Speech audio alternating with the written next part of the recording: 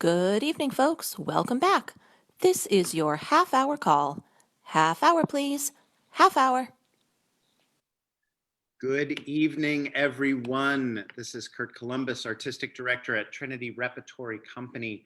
Thank you all for joining me. We are sponsored, as we are every week, by our friends at Washington Trust. Thank you so much for your support. This is a really special show. We have some very dear friends on here. First, I'd like to introduce you to Marta V. Martínez. Marta is the Executive Director of Rhode Island Latino Arts. Marta, thank you for being here tonight. Next, I'd like to introduce you to Tatyana-Marie Carlo, who is the Director of Artistic Projects for RILA, Rhode Island Latino Arts. Hi, Tatyana. Amazing director. We'll talk about that a little bit later. We're also very fortunate to be joined by Orlando Hernández, who is a Performing Arts Programs Coordinator for RILA. Orlando, thank you for being here. It's great to have you. And certainly not least, if only last, Marcel Mascaró. Marcel has been on the program before. They are a teaching artist and an affiliated artist with RILA. They're also the director, adapter, editor of Don Quixote. Marcel, thank you so much for being here. Friends, a very large group. Marta, will you talk us through a little bit the history of RILA and how it came to be and how we got here to this moment? Well, thank you, Curt, and hello, everybody out there. RILA started in 1988. I'm the founder. I had this crazy idea that I wanted to start a group, an organization, a committee. I wasn't even sure what it was, to celebrate the Latino culture, but really to find myself, because I had moved to Rhode Island and the Latino community was very small, and I was trying to connect myself to it, and so it was out of just this a desire to share culture and find out more about the Latino community, and it involved from a small once a year events-focused, activity-focused group to Rhode Island Latino Arts. It took a long time. It was like 2014 when we finally changed our name to Rhode Island Latino Arts to RILA. And I was a volunteer president, coordinator up until that point. And the board pretty much asked me to step down as a chair. I was the chair. And they wanted to hire me to be the executive director. So it's been a long run, but actually as RILA since 2014. Yeah. And in 2015, soon thereafter, I got an email from Rebecca Noon, who had just been hired to work at Trinity. And she was trying to promote a play that was about to be launched on stage, Hunchback of Seville, right? And she wanted to just bring Latinos to Trinity, to let them participate and attend the play. And we had a long talk, and we ended up putting together a group. What I had asked her was I had asked her what Trinity had been doing outside of just reaching out to community organizations like mine. And she went back and spoke to you, I guess, and to the board, and they all everybody felt that not much had been done up until that point, nothing really intentional and nothing deep. And so the relationship started there, and 5 years, 6 years later, here we are. A lot has happened, which I think everyone else can cover. Yeah, a lot has happened, and Marta is now very much embedded at Trinity. For those who don't know, Marta's office, one of her offices, is actually at Trinity Rep, and she's an incredible collaborator and an important force at Trinity. So what's happened in the last 5 years, Director of Artistic Projects? A lot has grown up in the last couple of years around theater, especially, right, Tatyana? Yeah, definitely. And I will say that Orlando and Marcel both have been there since the very, very beginning. of this Very- collaboration. So I feel like they might know about the first two Romeo and Juliets before I came on, but definitely the first two Romeo and Juliets before I came on. But definitely, we have been expanding, I believe, like in the audition process and things like that, like the folks who know about what's going on and out in the community.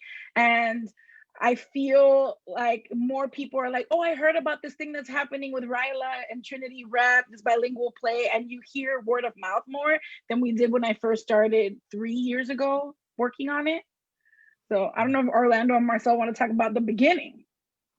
Yeah, that first summer when we did Romeo and Juliet, and you both were in it. Do you want to talk about what that was like doing those early productions?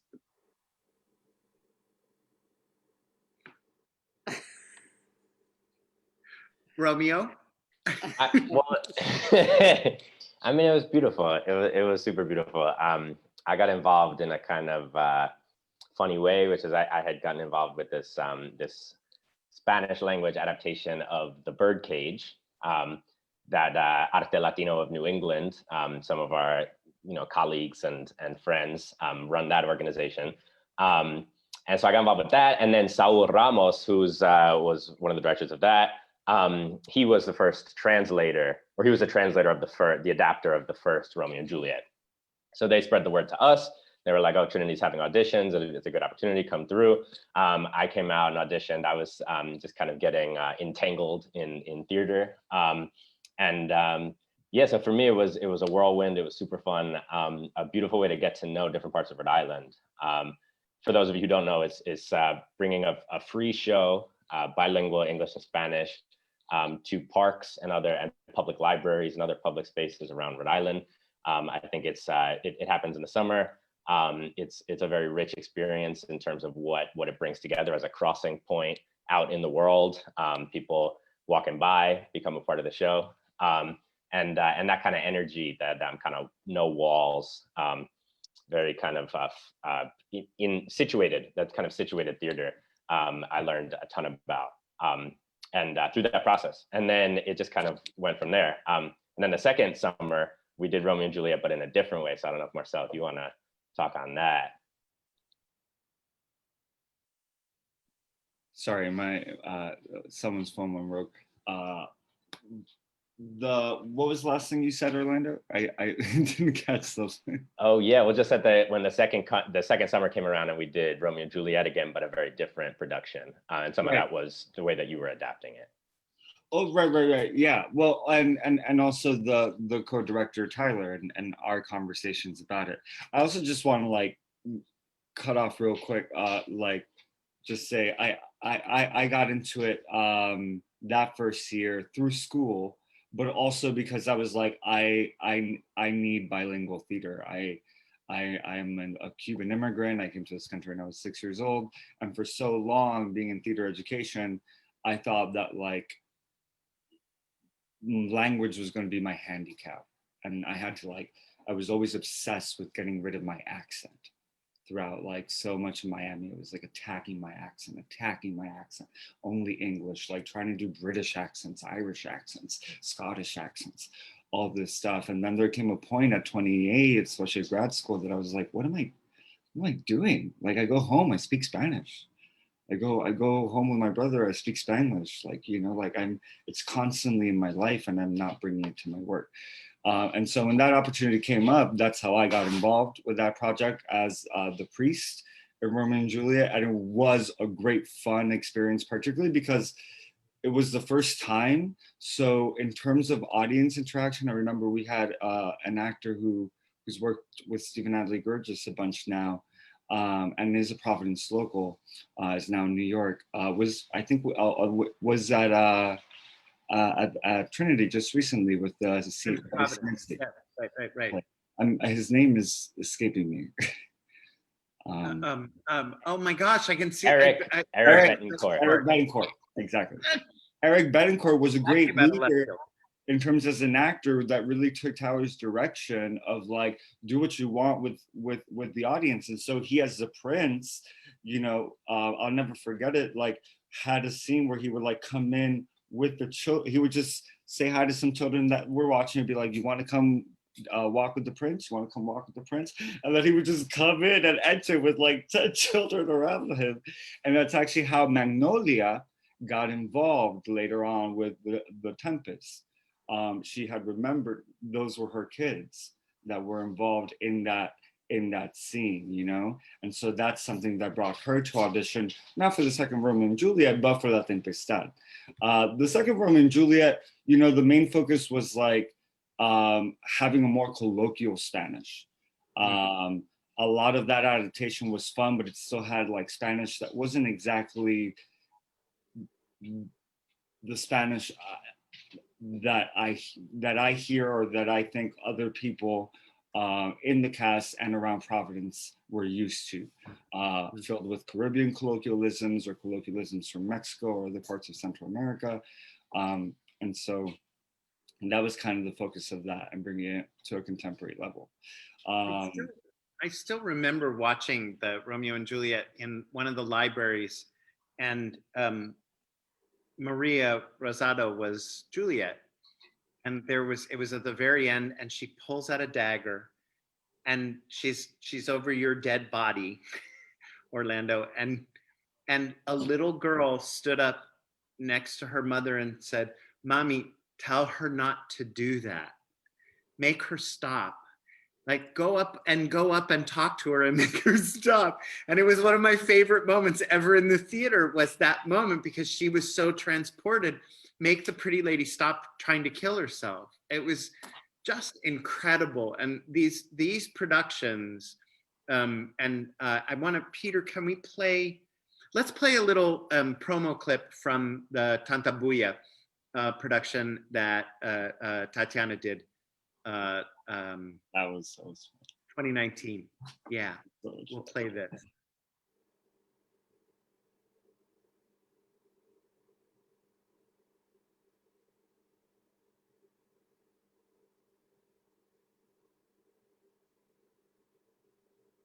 Directed by Tatyana-Marie Carlo.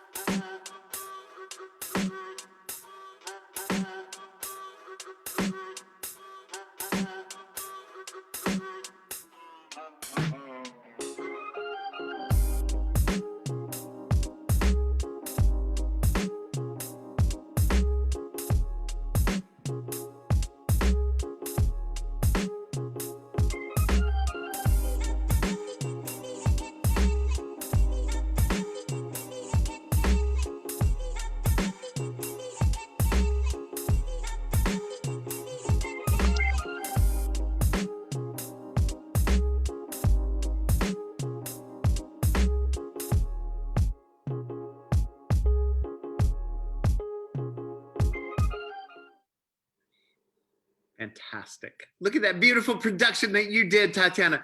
So I mean, it's so beautiful because with very little scenery, right? There's no scenery, there's Water Place Park, but you made, talk about making that particular comedy, Much Ado About Nothing. Yeah, so to go back a little bit, whenever we're deciding on plays, we're like, what is going on? Like I asked the question, and we asked the question, like, what is going on in the community right now, and what are we in conversation with? So we're not doing something that's like this random play for no reason, right? So looking into what are the issues that are going on right now, and something that came up was like bochinche, or how do you say bochinche? Like gossip. Yeah.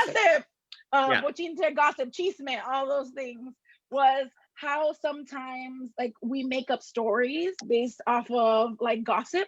And so that was one of the reasons, one of the things that we wanted to touch on. And we also had the lead characters were two women, which one of them is typically played by a man. And so that was something else that we wanted to touch on in the Latinx communities, to start those conversations with families. And yeah, so that's how that started. And in conversation with Amanda Carney, who is amazing costume designer at Trinity. And we were like, how can we talk about this like military world, but we know we don't want to do anything that we want to pay homage to service folks, and also do it in a way that's a part of a storytelling tool, because we don't have scenery, right? Like we don't have scenery. We had like one little arch like you'll have at a wedding, but that's pretty much it. And the arch would be blown away by the wind every day. So, so it didn't matter. So how can we show that we're at all these different locations using what they have on their bodies to tell the stories? And also to get them out of that military uniform, because it's hot outside. Like they do this in like 90-degree weather sometimes outside, and they're jumping around and hiding under things and playing with the audience and things like that. So that was part for us, how we were able to play around with storytelling, was with the costume elements. And working with Kufa also is amazing, because he is from Rhode Island, and so he is really in tune. And I feel like everybody knows Kufa Castro, like everybody in the world, like somebody knows him or knows of somebody. So he really is in tune with what's happening here and back home in Dominican Republic, and we were able to incorporate that in his adaptation, alongside with support from Orlando as well. Yeah. I mean, I wanted to point out some of the comments that were made, is the fact that we were literally on top of the audience many times, and that was intentional. Like Curt, that scene at the library, if you remember, that room was box size, right? And the little girl, Juliet was dying right in front of this little girl, and the little girl really connected with her. But the first year, I wasn't as deeply involved, but what I noticed is that it went to locations that seemed comfortable. And I do want to just mention that Tyler was the person who came up with this brilliant idea, along with me, to do bilingual theater. He really took it along. And he directed the first one, because we had nothing. I really was just getting to know. We do Rhode Island Latino Arts focuses on arts of all kind, but we really weren't quite into the theater world yet. So I wasn't sure where to turn any one or two actors. So, or directors. We had no directors. Tatyana was the first one. And so Tyler directed, and Tyler did a wonderful job. And we did the best to put together a group, but the locations that were selected were very comfortable locations. Waterfire, Southside Cultural Center, libraries, and those kinds of things. And by the time the second year came around, and more so the third year, once Tatyana came around, I really felt I wanted to take the show to the community, especially after seeing that location that you saw, Curt, the library. People connected so closely to it. The show at that time was it was more truly bilingual, as Marcel said. It was very colloquial. People were connecting to it. That little girl might not have been connecting to it the year before.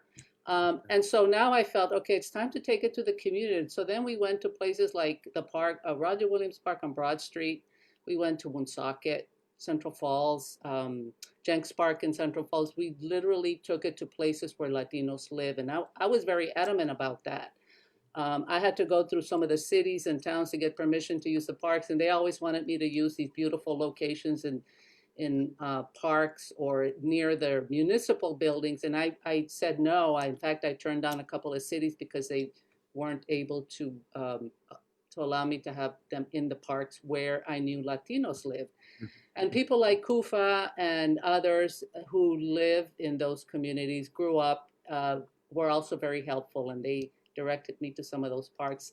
And I think that's what the success is. The kids, like Magnolia's kids, were able to be right on top of the actors and literally took their hands and walk away.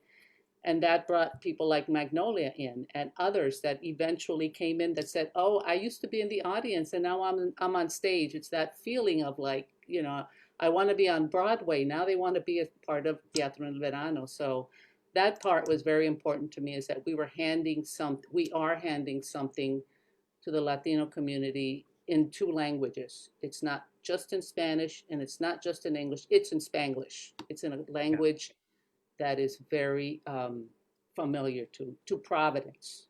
And I really want to dive into that point in just a second about bilingualism and bilingual theater, because you're all artists who function beautifully in both languages. But Marta, think about like this collection of young artists that you and I are talking to here, that they weren't available to us like when I moved here in 2005, and certainly when you moved here. There's a change going on in the makeup of Providence and Rhode Island, right? In terms of the Latino population and the people who are making this community, right? That's real. Well, there is a change, but you know what was interesting is that they were there all along. There were people who were at the GAM Theater. Uh, um, I forget his name, who was at the GAM. So there are a couple of people who are actually actors at the GAM that were Latinos, and when they came on board said, oh, you know, Alfie was at GAM. And Oh, yeah. now he's one of our stars. And we brought him in, and he was very reluctant. He got a leading role, which you just saw in Tanta, Bulla, and then he came back. And so they were always there. They just kind of like, going back to what Marcel said, they just didn't have a place where they could hear their language or be themselves. They were being, you know, Shakespeare. They were doing every other role. So yes, the community is growing, but all of a sudden they just started coming out of the woodwork and coming to us. And then, and at the same time, I've heard people say from the Trinity, the MFA program, say that they have heard, oh, we know about this bilingual program, and it wasn't the main reason why we came, but it's a reason why me as a Latino, a Latinx individual wants to come to Rhode Island to study under Trinity, because now we know that there is a bilingual group that we can be part of. Yeah, and also it helped because I came through Brown Trinity, and that's why I'm here in Rhode Island. And I do feel like the culture of Brown Trinity has changed, and so it invites more of us to be here and to be a part of this project as well. Because if it wasn't for my relationship with Brown Trinity, I wouldn't have been able, like Tyler wouldn't have been like, hey, you should look at this thing and tell me about it if it wasn't for my relationship with BT. Yeah. Can you all talk a little bit about, I'm sorry, Orlando, what were you did you want to jump in there? Oh, no, go ahead. Well, I was going to ask about bilingualism, and like, because Marcel said something really beautiful earlier. They were talking about feeling like they had to change the way they spoke. And so there's a freedom in expressing yourself as yourself, which may be in two languages simultaneously, as opposed to one or the other. I'm posing that as a question, and I'd love to hear what y'all think.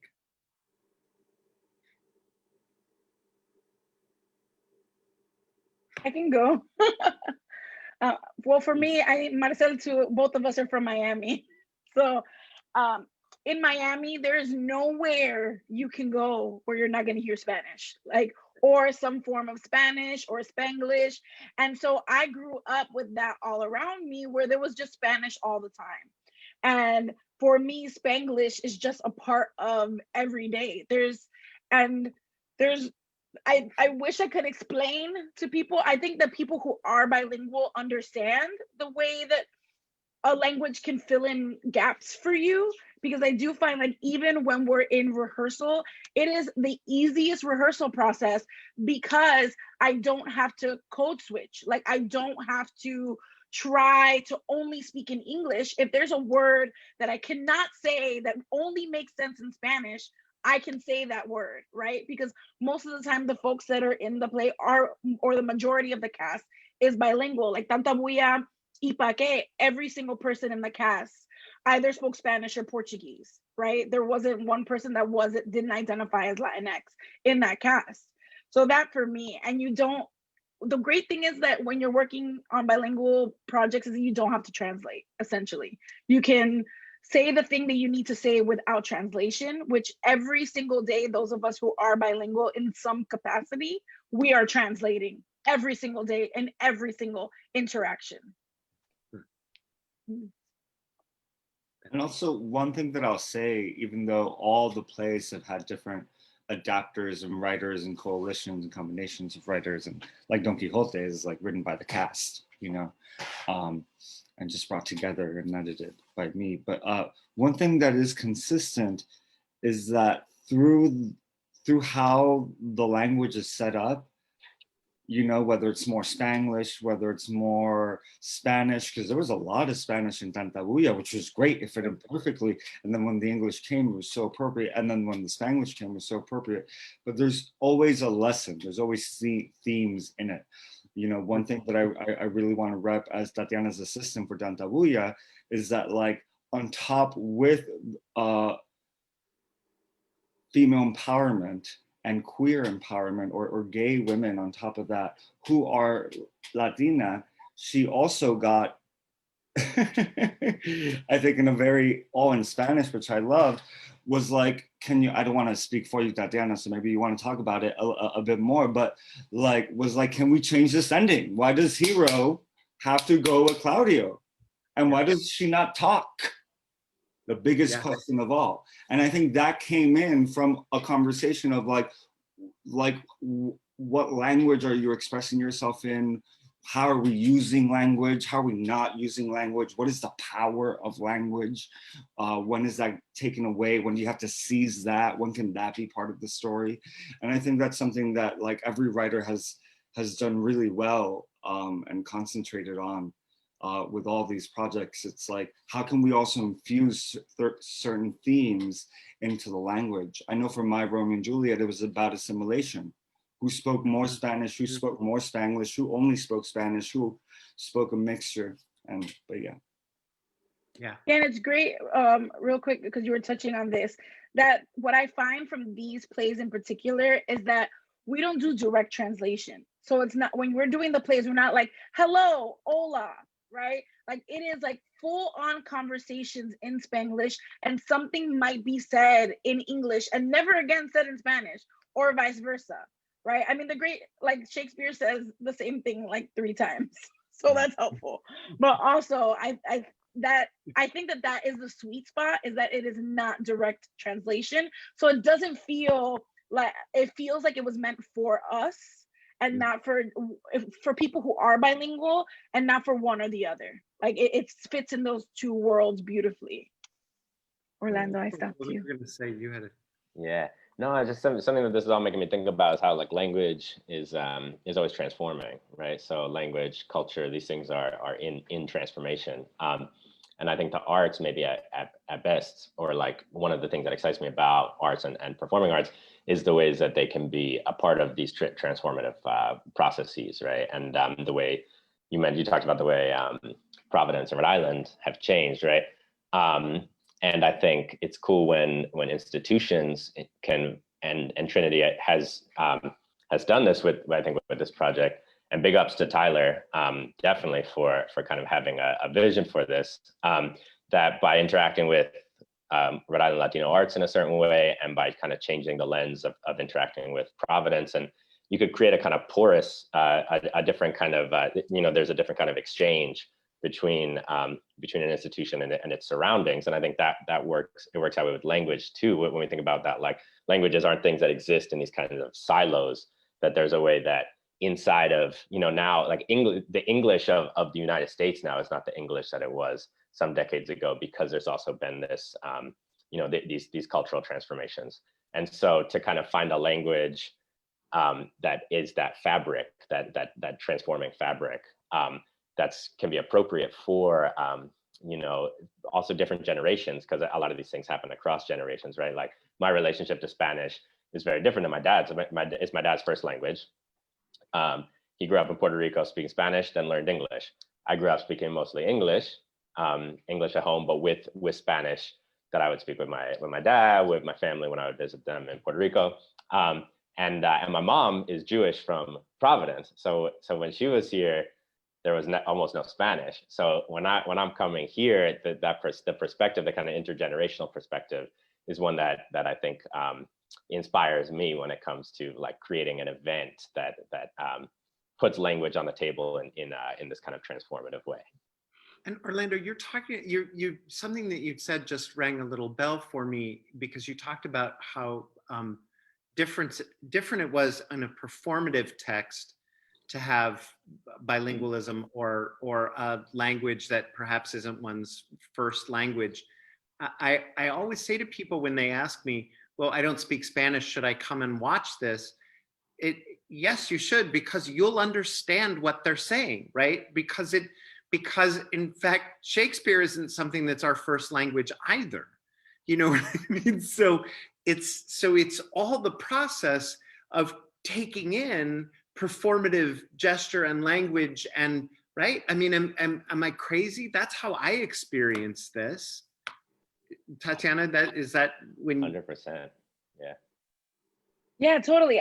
I mean, there's so much more than just the language, right? We're talking about like physicality. We're talking about the actors, you know, acting. So you're able to understand what's happening in the story because of all the additional things, as well as intention. You know when someone's mad, you know when someone's happy, you know when someone's sad. Like, you can tell those things by body language and facial expressions and things like that. And there is still both languages in the play. So even if you don't understand every single thing, and mind you, when I watch Shakespeare, period, I don't understand every single thing, right? Like, there is no way that I could watch a play and understand everything that Shakespeare has to offer. But I understand what's happening because I can get those context clues. Right. It's like listening to song. Sometimes you don't need to understand every word to understand the feeling of the song, right? Or opera, right? Yeah. Or opera. Yes, if you have to. I want to switch our gears just a little bit. I'm just revealing a little bit about myself. Not a big opera fan. I want to remind folks that if you have questions, put them in the Facebook Live chat so that we will answer those questions. But I want to switch our gears because you know, Orlando, you just talked about this. One of the things that has happened at Trinity is that we've been transformed by this relationship, right? And in really profound ways by Marta being with us all the time. But then the three of you as artists, and you're all such interesting, diverse artists who do lots of different things. So Orlando said he's never seen this clip. I'm going to show a clip from our production of Fuente Ovejuna with Orlando as Frondoso and Octavia Chavez Richmond as Laurencia. Peter, let's just play this clip because it is beyond adorable. And so we'll see. That is so cute.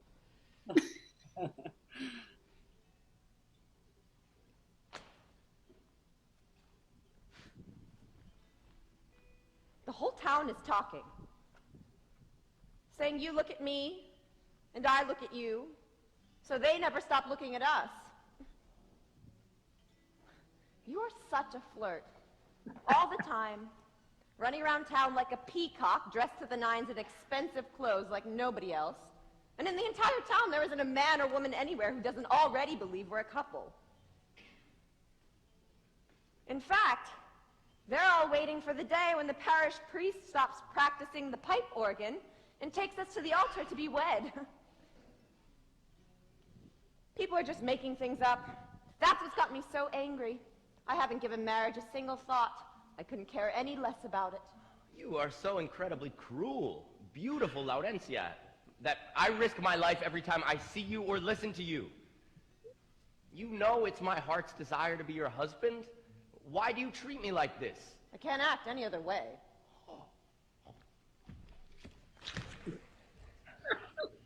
Doesn't it make you sad to see me like this? So weak, so frail. Because my every thought is of you, and I've forgotten to eat, drink, or sleep. Can such an angelic face hold such cruelty? God, you're driving me insane. Then you need a doctor, not me, Frondoso. But I'm telling you, you're my cure. Once we're married, we'll be like two doves, sailing over the mountaintops, cooing sweet songs to each other. Ah, okay, go talk to my father. father and my aunt, because even though I'm not in love with you, I'm not entirely opposed to the idea. I love that scene so much. Oh, Ah, thank you for that. Thank you. wasn't that beautiful? Oh, well, I can share with the Facebook world that Octavia, who I was playing opposite, we're partners now, and so that I have Curt, I have you, and I have Trinity to thank for finding the love of my life, and working on a play. I mean, she goes hard in the paint though, so it was like definitely in the process. You know, as we were starting to get to know each other, I was just focusing on trying to come correct. And I learned so much from acting opposite her. So what was cool though is that as we worked together, we also, you know, got to be in love on and off stage, which was very special. But Octavia Chavez Richmond, shout out to her. Big shout out to her. Brilliant. And the thing that I love in that clip, Orlando, and you know, all through that production, no one was sure that you guys were a couple because you guys kept it really, you know, you kept the lid on it really, really tight. But it was, the thing that I love in that scene is that she is so tough and cruel, right? And it's just amazing. And you're an incredible actor, an incredible dancer, right? We should acknowledge that Orlando is also an amazing world-class tap dancer. It's really, really true. And folks who got to see you as Ghost of Christmas Present a couple of years ago got to watch you tap dance. And you're dancing. Do you have a gig coming up in Providence sometime soon as a dancer? Well, so I actually got a gig with Tatyana this Saturday in New Haven. So it's not in Providence, but if any folks are in, you know, in our neighboring mid-sized city, kind of neighboring, it's a Halloween show for kids. So check it out. It's called Boy Tata. Oh, Yeah. Is this Addie's project? Yes, I was gonna say shout out to Addie Gorlin. It's called East Rock Halloween. East Rock Halloween, and yeah, it's gonna be in New Haven. Yes, Addie Gorlin. Yes. That's Who also graduated exactly from the right. Brown Trinity program. All of our wonderful collaborators. So Orlando, you act, you dance, you do all of these other things, you translate, and now that you've got a new project that you're working on with with Marta, which is an adaptation of Marta's book, Nuestras Raíces, Our Roots, which is an ethnography of the Latinx population in Providence. Do you want to tell us about that adaptation? Sure, I'd love to, and I'll just say, I mean, thank you so much for your kind words, Curt. And one of the really beautiful things that I've gotten to experience, and I think others too, is how much there's to learn. You know, it's like when I got involved with Fuente and the Romeo and Juliet, acting opposite Marcel, being directed by Marcel. I mean, like just in all these opportunities, being directed by Mark Valdez in Fuente Ovejuna and Angela and Stephen in Christmas Carol. I mean, these are serious like places to like opportunities to learn. And so we got Tom Jones did vocal work with us, being directed by Tyler. I mean, just like the giving this kind of chance for growth is a really beautiful thing that I think a lot of people at this point or a lot of people appreciate and we are using for our own stories, our own projects. The Nuestras Raíces actually have Marta's book right here, which is an amazing, really an amazing project. Marta can tell you more, but it's an oral history project, as you said, that now spans decades, that chronicles the arrival of the first Latinx, Latin American folks to the state of Rhode Island, and then basically the waves of migration and immigration that happened in focusing, kind of starts off early. There's some kind of some of the earliest folks who came in the 20s, and then in the 50s, and then by the 60s and 70s, you have these kind of these very large movements coming from the Dominican Republic to Providence, to South Providence, from Columbia to Central Falls.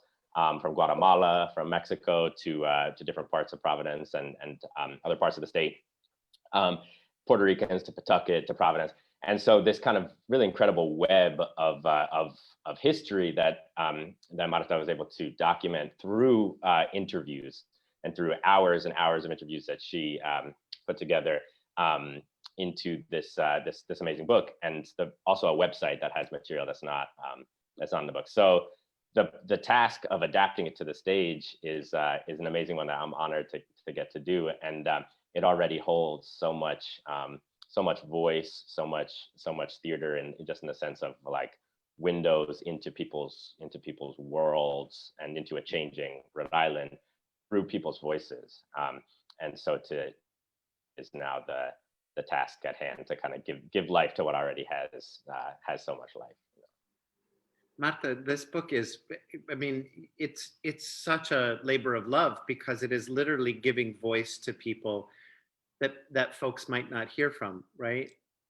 It's giving it's bringing forth a story that's always been there, but it's really hasn't been made known. One of the most wonderful things when I started this oral history project, and I met Doña Fefa, who is the matriarch and the foundation of this project, is when I was interviewing her and surrounded by her family and watching them listen to these stories that she had never ever shared. And it's not, and it's that notion of you need to ask somebody's story. If you want to know something about a person, just ask. And we spent hours just talking, and that's really what sparked this oral history. And watching her family just hear them for the first time, her story of her life in the Dominican Republic under a dictator, and how that shaped who she was and how she came to the United States. And how that now in the Dominican community today, how that reflects the wave of it. It really touches the lives of almost every Dominican that you can ask has had some family member or part of their history that has been impacted by someone like Trujillo. And that was the case with everyone. And I think that's the case of everyone in Rhode Island. It's something that happened to their ancestors. But I think what I want to say about this project is that, I mean, Trinity went through some really, aside from Teatro en el Verano, Trinity also started putting some other plays on stage that were written by Latinx playwrights. Native Gardens was one of them, and Fade, which was also directed by Tatyana.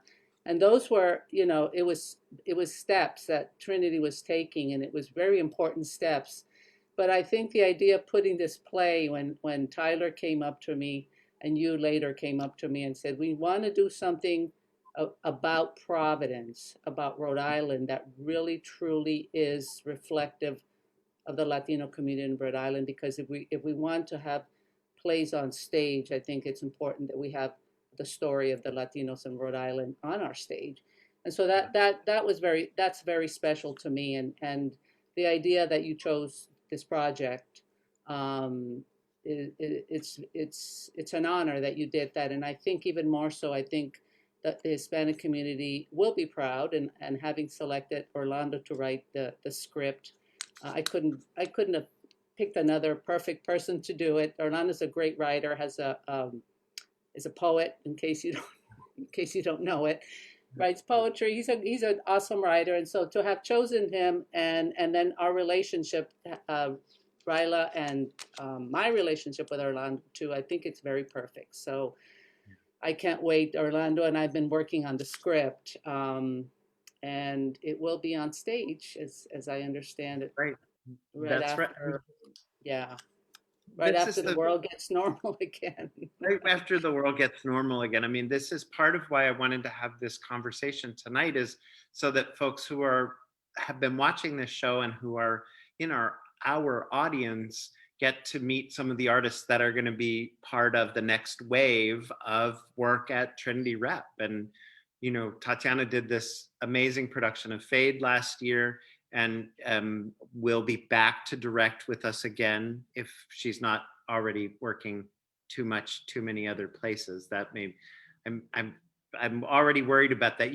We're directing 2 shows this fall when nobody was directing anything. So, I'm a little worried. And Orlando, an artist of incredible capacity. And then Marcel is working on what I think is an extraordinary project, which is the Don Quixote adaptation. And Marcel, you talked a little bit about this earlier, but if you talk about how this happened last summer, we had planned that it was going to be a live show. There were all sorts of plans at the beginning of the year. COVID changed our direction. Where did we end up? That is a very long story with a lot of twists and turns, almost as long as the first volume of Don Quixote. Long story short, we had a script. Because of COVID, we decided let's not use this script even virtually because we wanted to add even more Spanish than we might have been allowed to. And so we're like, let's not do that. And then we're like, let's just either get another writer or prepare for it for next year, right? And then somewhere along the lines, I was like, hey, is there any budget left? Because if there's a budget left and we want to write an adaptation anyway, like I'll put in the work and collect like 10 or 12 chapters of the first book, put together a timeline, which is like code for just like bullet points of a story. And I'll put together a team of actors, the ones that I have already auditioned, which most of them have worked with us in the past. And together, we will learn those chapters. I'll help them weave together this kind of exploration of arc that has to do with these chapters. And then we'll just improv the whole play. And that's what we did in 17 days. And it doesn't sound as chaotic as I just made it sound because I was summarizing it. There was like periods of dramaturgy, of learning it, of figuring out how we're going to improv, work together. And Marcel, it doesn't sound chaotic at all. I think both Orlando and I laughed because you make it sound effortless. And there was so much work that went into this. And the chapters that you identified, and this is a massive. What's that? I originally had 36 chapters, and my dramaturg was like, "Look, can you like choose 13?" And I'm like, "We're only doing 2 pages each of the chapters." But yeah. It's right, Orlando. You were part of this process. I mean, it was a massive undertaking. It was, and we ended up doing it on Zoom, which was so we were doing. So check it out. We were doing bilingual improv, improv adaptation on Zoom. I don't know how many fingers that is. Lots of fingers. Don Quixote. Of Don Quixote. But And until 11 o'clock at night, you guys were barely awake, right? Unless unless they decided to stay with one for rehearsal, the cast was always free and always kind of told to, hey, switch it up, because it was always very helpful to see what new words and new situations came from the same characters when played by different actors. So Marcel, we're going to show this little clip, and I want to do it before we run out of time. Will you set up the clip that you and I watched a little earlier? Yeah. So this is based on, for those that know Don Quixote, it's chapter 12 to 13, sometimes till 14, depending on your edition. It has to do with the Grisostomo Marcella tale that Sancho Panza and Don Quixote learn from a series of goatherds who are quite literally having a burial where they read this tome that this guy wrote right before he died of a broken heart. And they're essentially, we've interpreted into, actually Orlando, tell us a little bit what we all found out, the interpretation we found into modern day of what that means today. Because we didn't really change the event much, but. Well, just to that point, though, I think what Marcel did so brilliantly was create a way for us to adapt it like from the inside out. It's like we got in the text and the ideas, but then through that we kind of expressed in ways that felt relevant to how we think about things now. So this particular thing was Lil Grizzy, who was basically we made like a kind of SoundCloud rapper, like kind of total kind of a fool, And so I don't know if I'm not allowed to curse on it, but like an F boy, what we would call an F boy, who basically fell in love with a woman who was not interested in him, and then made it all about his love for her and how her rejection was, you know, this kind of awful thing. And so that's kind of the context. And then you'll see how we set that up for basically the response that puts him in his place. Well, we don't get to see Katya's response, which I really loved it if we have it as well. But I don't think we have it. But Peter, can we play the clip of Don Quixote, please? Entren. Yeah. Ay, señores, es como otro lío de falda. Panchito, I heard he's gonna read something that little Grizzy wrote right before he died. Para la muerte de este joven cantante, Little Grizzy, que hoy no ha dejado, pero también no ha dejado con sus letras, con su melodía. Aquí tengo una carta que él dejó y dijo que quería que se la canten aquí en su funeral. Algo triste, pero como Grizzy fue un grande, así grandemente se fue.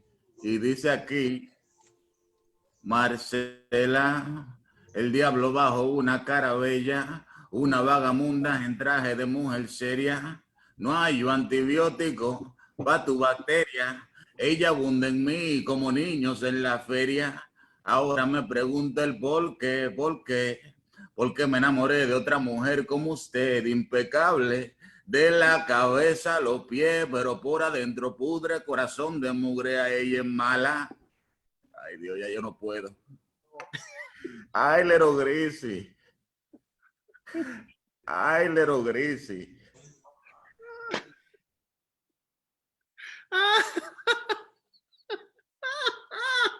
Oh my God, Koopa is so Little great Grizzy, at that. Little Grizzy.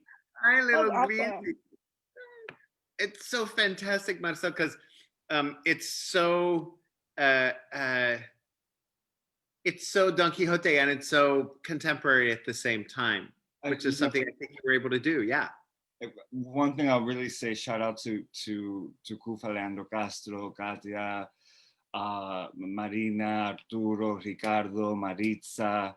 Am I missing anyone? No, I don't think so. Arturo. No, I got Arturo. You got Arturo. Marina? Marina Tejada, I got Katya. Because everyone, particularly in that first week, which I don't want to speak for people, but it seemed like it was hard because it was like, we had to do dramaturgy, but also start improvising, but like we can't start improvising without doing the dramaturgy. So we started just improvising what we just learned in the chapter. And just like, for a long time, the play was just like diary settings. Like, this is what I saw this person do, and oh, did you hear, like gossip. It was literally, the play for a long time was just like gossip. Based on the chapters. And everyone really got, like Orlando said, got into the text that I had chosen and started asking questions and started just going, well, what about this? Well, and I'm like, yeah, what about that? Yeah, that's a great point. Let's explore that. Like, and so it was the whole, for example, that song came out, like Kufa's a songwriter and a lyricist and an actor, you know, and a poet. It wasn't my idea to be like, Kufa, you got to write a song. Grisostomo's eulogy is written in sonnet form, in song. It's spoken about as a sonnet, as something that is even meant to be sung in some pastoral traditions. And so, yeah, it very much keeps it. And since it's never ending, we don't have it in the clip, but we actually have two other actors that keep changing the genre of the epic song cloud thing. But yeah, that all came from all the actors' enthusiasm. And it's Orlando, the process, because I watched the sort of, you know, you had like 3 hours of text at the end of this. The process seemed really fluid, right? That you all were constantly activated, improving, and you were on Zoom. How did that happen over a 500-year-old book? Yeah, well, I mean, I think there's a kind of like a team, Marcel really set the kind of set the conditions for it to feel like a team effort. And that's something Tatyana also done just beautifully. And one of the things that Tatyana has done, I know, on instead of casting it before you get into the room, you get into the room first. And then it's like, you read it, different people try out different things. And it's really about like, okay, we around this table are making this thing. It's not that me as this character and you as that character. And so Marcel, in this process, it was very much like we're collectively writing this. We're collectively finding what the story is. And that kind of allowed that fluidity to happen, because instead of, you know, showing up and being like, I'm Sancho, so all I have to do is think about who Sancho is. We were in the kind of in the fabric of it, and switching roles all the time, kind of pivoting, trying things out. So I think it was about that collective mentality. It was so joyful, right? I mean, I watched it going, this is joyful. These are people who enjoy being together and who are making a story happen. Marta, you were there too, and Tati, you were there too, right? I mean, that reading was so joyful, yeah? Yeah, it was. And I think one thing I want to point out is every person. So we went from, I don't know, I know very few actors and no directors, to now we have a choice of more actors than we knew were out there. Every single person who was in this show has been at least in two of our Teatro en Verano. So we have a nice, wonderful team. Now we have a person who went through the director's program, but we have others who are following, just learning from watching each other. We're learning from each other. And as you just heard, Marcel was just referencing to how Tatyana works, and Orlando too. So we're teaching each other all the different aspects of theater. And I think that's a great way to start. That's a good way to start, a new program or a new theater group. So I want to encourage anyone who has not seen one of these shows to come out next summer and watch us do Don Quixote, because it is glorious and will be glorious. And I just, you know, I really look forward to the three of you theater artists, and Marta continuing as our family in the office, that you change Trinity Rep, and that's part of the process is you. So I just feel so lucky that you're in our world. Were there other things I wanted? We're running close out of time. Tatyana, you wanted to promote the Platicas, I think, or was there something else? Anything else? Well, everything that we're doing at Rhode Island Latino Arts right now, we have our series called A Love Letter to Our Raíces.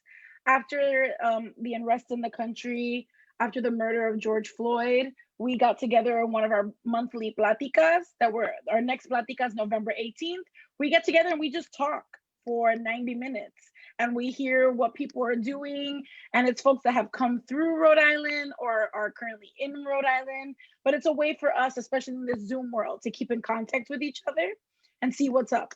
And in that Platica together, we were like, what do we do? What do we do next? Like, how do we move on from this moment? And one of the things was education and learning more about our African and indigenous roots in all of the 21 Spanish-speaking countries of Latin America and the Caribbean, including Brazil as well. So we're having workshops. So there's going to be 21 workshops. We started this Hispanic Heritage Month, and it's going to be a year long, and we're ending in 2021 Hispanic Heritage Month. And we have Puerto Rico coming up, and do you have a date? November. Puerto Rico is coming up, and we have other ones in the 16th. Pipeline as well. November 16th. Yeah. And you can sign up on the RILA website, and then Rhode Island Latino Arts.org. Yes. I'm like .com.org, but maybe we could put it up on when you put this up, like put it so that people can like a little click on it. Yep. Because the website is wonderful. So for anyone who hasn't seen it, sorry, go ahead. So good. Yeah. And then we also have the Latinx Tech Hacks. You want to talk about that, Orlando? The Latinx Tech Hacks. Sure. I mean, just quickly, that is the other initiative that we've been putting together for this fall has to do with the obviously the changing realities in the pandemic. We're using computers and our phones a lot more. So there's kind of a learning curve that some of us have been facing, where now we're kind of expected or wanting to edit films, do more voiceover, edit, take more photos, edit those. So basically we put together a little series of Latinx-led tech-related workshops called Latinx Tech Hacks. So we just had our first one led by Anita Castillo Halverson. That was in video editing. And then coming up, you could get the schedule on the website, but we got iPhone photo editing, we got self-tapes, we got voiceover, kind of intro to the voiceover industry. I think those three. I think those are it. Yeah. And it's iPhone, iPhone photography. iPhone photography. Yeah. Mm-hmm. And these are all free and focused on folks in Rhode Island, but you don't have to be here. That's the other thing that now we're realizing. We're open to across geographies. Yeah. So basically just using the kind of thing that Marta was just saying about how do we who all individually have different skill sets, how do we help each other out and kind of build our collective skills. Fantastic. Thank you all so much. You are just a gift. I look forward to our future together. Thank you for taking the time tonight. And we'll do this again. How about if the five of us agree that we'll do this again sometime coming up in the spring, because we'll have much more to talk about then. So great. Thank you all very much. Peter, you can play us out. Have a good night, everyone.